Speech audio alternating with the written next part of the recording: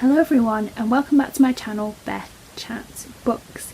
Now today's video is going to be episode 5 of Beth's Brew-Time Babble. Now I'm going to include in this video life updates, currently reading, how my Canadian Appreciation Month is going in terms of reading, and then I'm going to talk about some films and TV that I've enjoyed this month. Now I just want to apologise before I start if there's any strange noises coming down from below. It's because I currently have my cat lying on my bed with me and I cannot move him, so I've had to readjust the camera to this angle. He's content down there, but he will occasionally make purring noises and meowing and I can't get him to move, so you might have to hear interludes from Archie the cat. I'm just going to put this down. I am currently drinking a blueberry and blackberry tea, because obviously it's Brew-Time Babble and I will have a drink, but it is scalding hot because I've literally just made it in this nice Laura Ashley mug with, I think it's meant to be a cockerel on it. So I'm going to put this down because it is really hurting my hands while I go through stuff, but if I pick it back up again for a sip, then that happens. So first and foremost, I'm just going to do a very quick life update. So I just want to apologise for the fact that my videos haven't been very frequent recently. I know the last one I uploaded was about 6 or 7 days ago now, and the reason for that is because I've just started work. I'm not going to disclose where I work, but it's going to be taking me up until January at the moment. Could be a permanent contract, I'll see how that goes. But for the moment, I've had to get used to all my working week now being busy and bits of the weekend as well. So in terms of filming, this is the first opportunity I've had in a week where I can just film. So I want to apologise for that. I'm going to make it consistent that I'm making 2 videos a week and make that happen consistently. However, I just wanted to let you know that there had been a change in my schedule and that's why it's been slightly slow, but I'm working on it and hopefully that'll be the last time. It's nearly a week with just 1 video up. So moving on, I'm currently reading, at the moment I'm currently reading The Life of Pi by Jan Martel. Yep, I think so. I've left it in the other room and everybody's in the other room, so I don't want to go and get it just for that, so I'll put a picture up. And at the moment I'm kind of enjoying it, but it's kind of took a bit of a plateau for me, and the reason for that is the first part of the book is really interesting. I'm now in the second half of the book and there's just like a third left to go. And the first bit was really intriguing. It was all about the main character's upbringing, living in a zoo and the Indian culture and things that really fascinated me. But this middle chunk is the biggest part of the book and it's all about him trying to survive on the boat with the wild animals. If anybody's watched the film, you'll know what I'm talking about. If you haven't read or watched the film, I'm not going to give you any spoilers or anything, but that's kind of given on the blurb that he ends up on a ship with animals.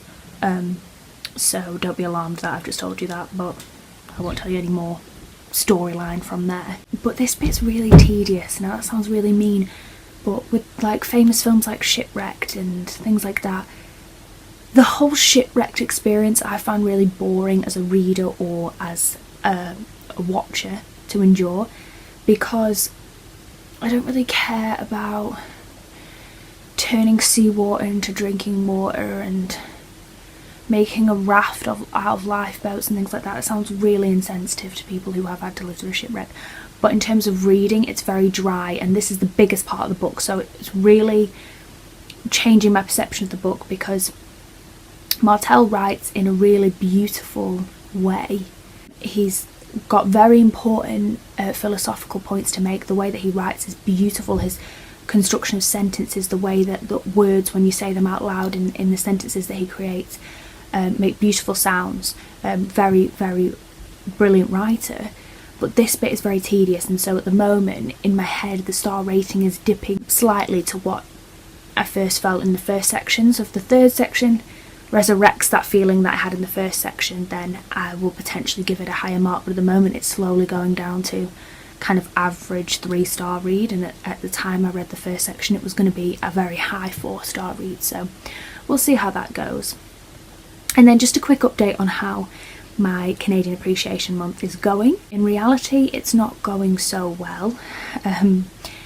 Life of Pi will be the 4th book I've read, and I think I was promising you guys that I would be reading 12 books, and we're now on the 24th of October, so I'm very slow at the moment. I'm hoping to rifle through it, but I just wondered how you guys would feel if I extended the Canadian Appreciation Month into November.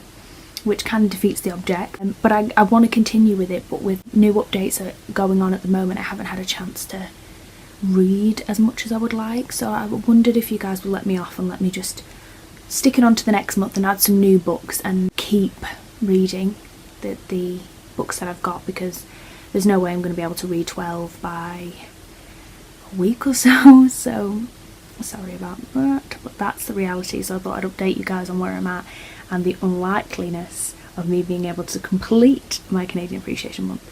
But I'm hoping if you guys let me off, I can just continue with it and I'll still have great reads to tell you about. So that's where I'm up to right now. But now I'm going to take a slightly different turn and talk to you guys about films that I've been watching. Films, really it's going to be one main film.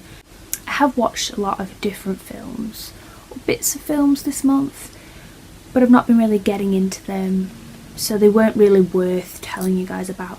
But one major one that sticks out for me this month is I watched The Founder, and this is basically the story of the McDonald's franchise and how it came to be. So it stars the two McDonald's brothers, which are Mac McDonald, which is played by John Carroll Lynch, and then Dick McDonald is played by Nick Offerman. Sorry, I'm leaning over there, I had to write that down because I don't know who they are.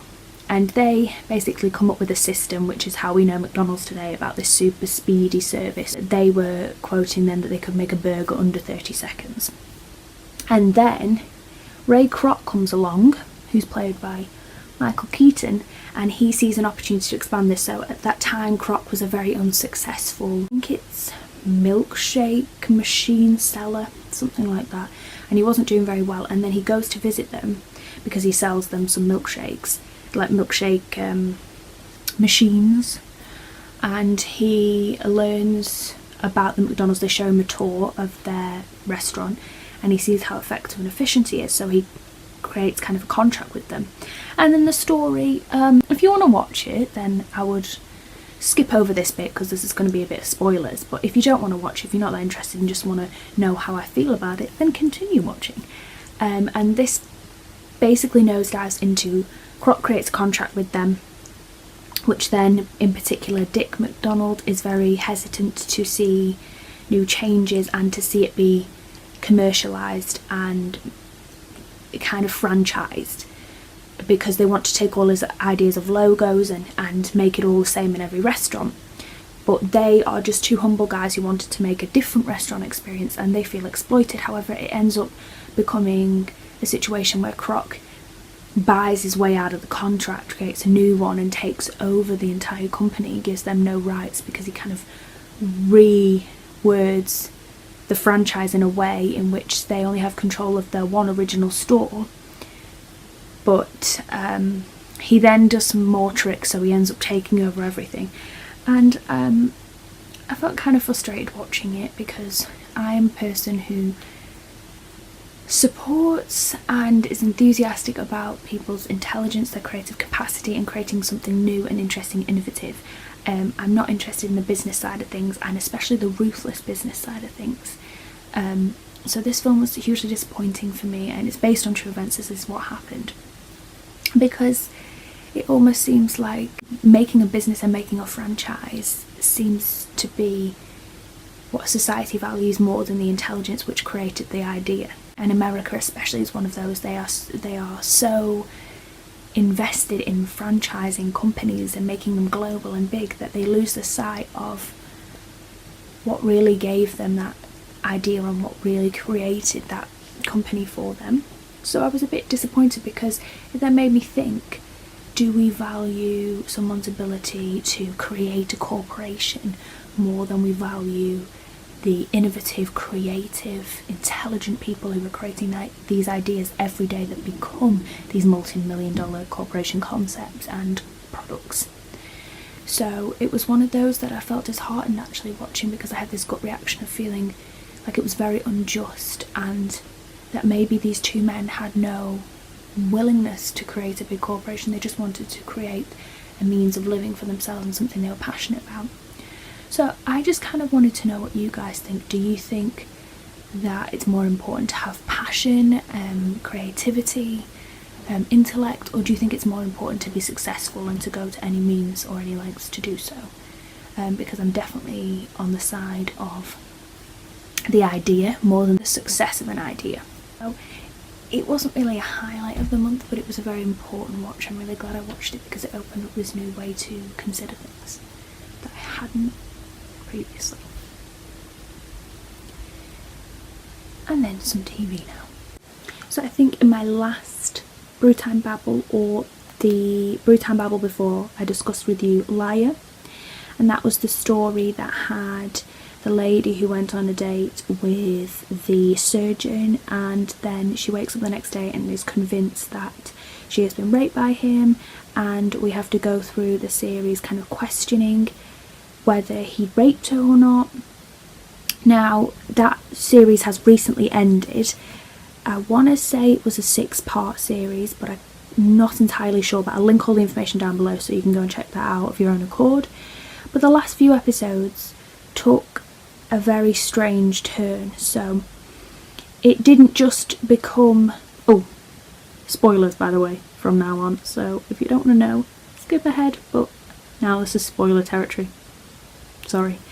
So, we now definitely know that he raped her, that he uses some strange chemicals that leave your system, kind of like the date rape drug, you know, that it lasts in your system for about less than 48 hours and leaves you being unable to move, unconscious. Sometimes you wake up feeling really groggy, so you have the effects almost of a hangover when you wake up.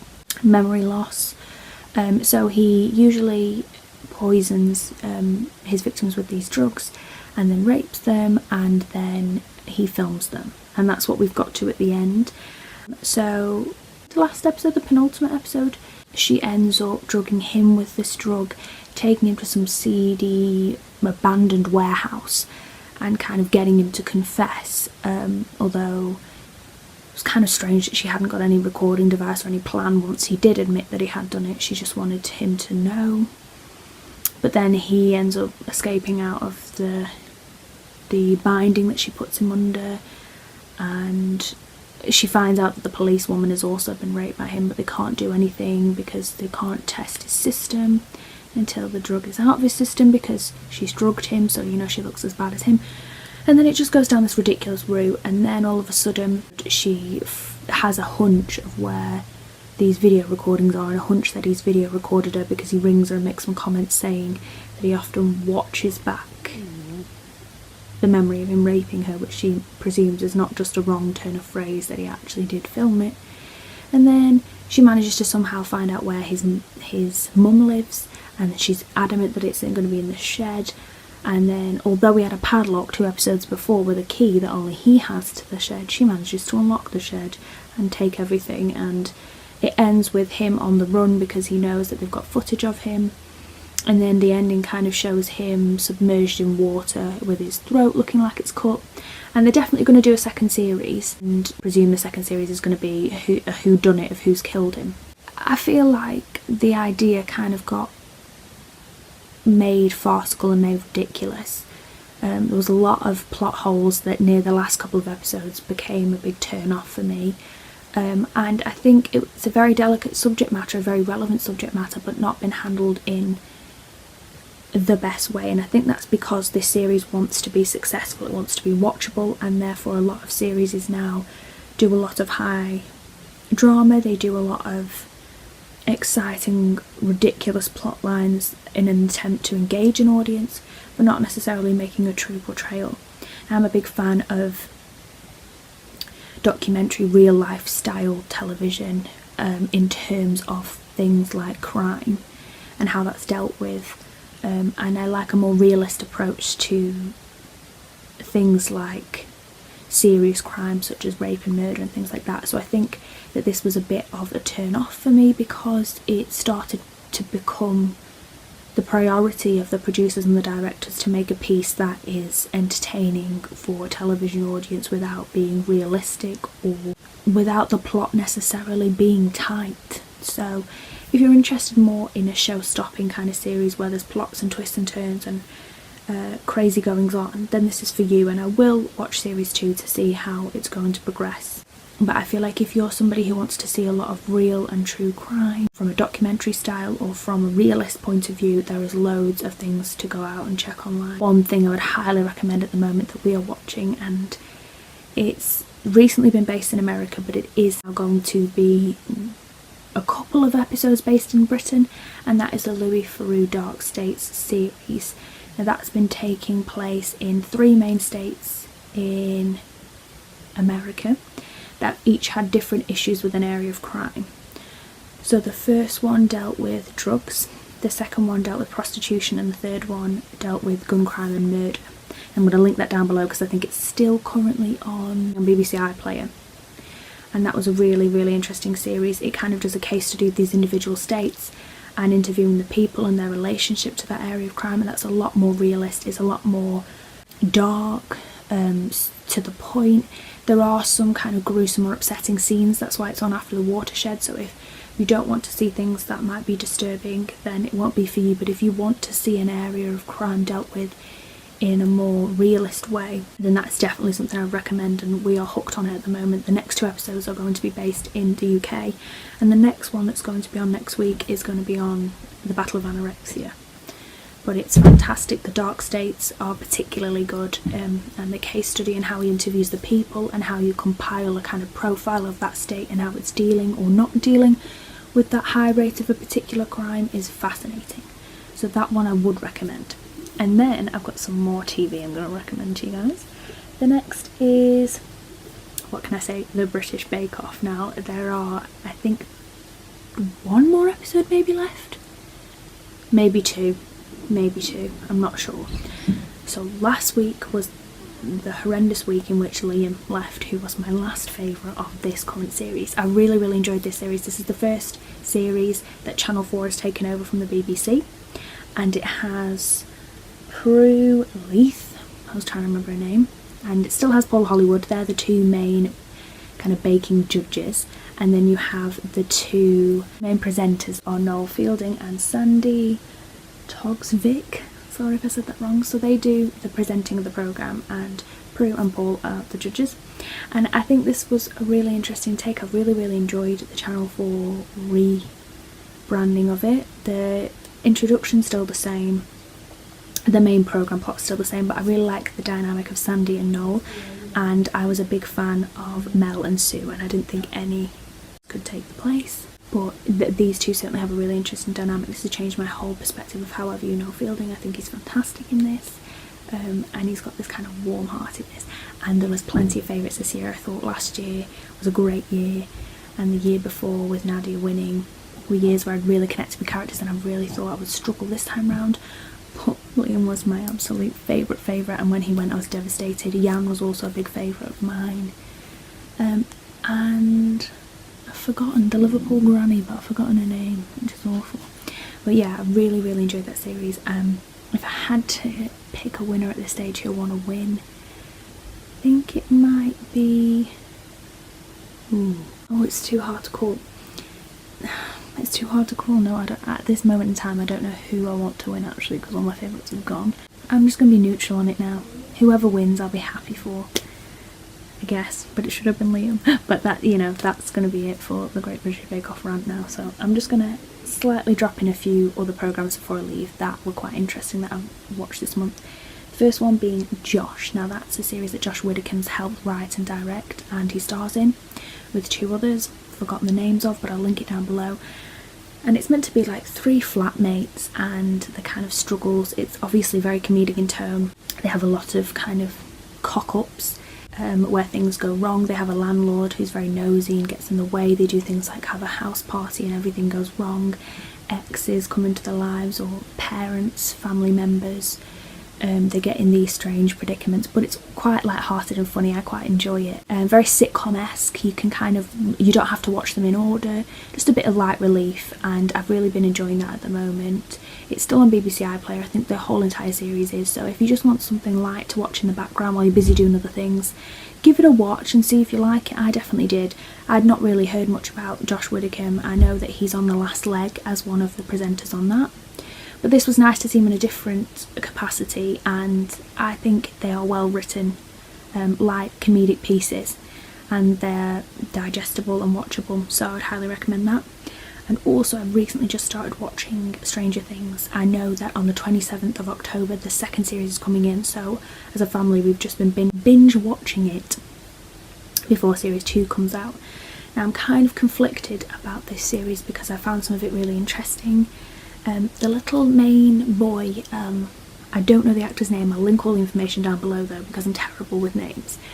He plays, I've forgotten his name, you know, the one that has a love interest with Eleven, and I find him kind of irritating, but I found Eleven's character really interesting. The Thing, kind of, I'm not really big into horror, so The Thing kind of seems a bit farcical. Like, I kept joking with the family saying it looks like it's got like a plant head and weird like predator body. I really like the retro 80s style of it, that's really good, but I don't know where they're going to go with it. We just watched the last episode last night and it was almost like Will's been swapped for Eleven, and we don't know where that's going to go.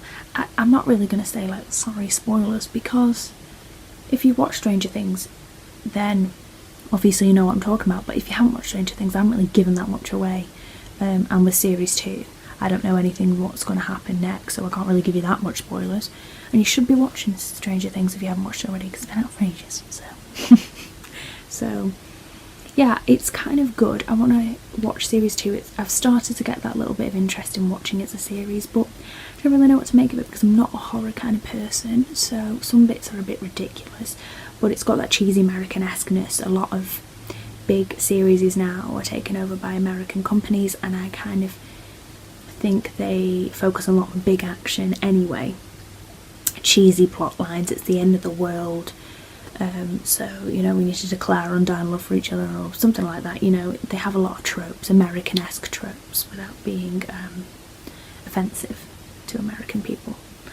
But a lot of these big blockbusters or these big series now, because Netflix is getting a lot of big American series, kind of has those cheesy elements that as a British person I find a bit ridiculous. But sorry, that was an Archie noise. But it's good, and I think you should give it a watch if you want to. If you're not into horror, not into gore or thriller-esque, don't watch it. But if any of that intrigues you, if you want to see this being come out of a building and some weird underworld plot, and the kids are in it as the main kind of protagonist, which is an interesting take on it, and it's got some cheesy 80s hairstyles and clothing and music, so if you're interested in any of that, just give it a watch and see what you think. So that is it. This was all for Beth's Brew-Time Babble episode 5. I hope you enjoyed it, and I'll see you guys soon. So it's a bye from me, and it's a bye from Archie. Say bye. There you go. Sorry, I think he's asleep now, so that's everything. Bye.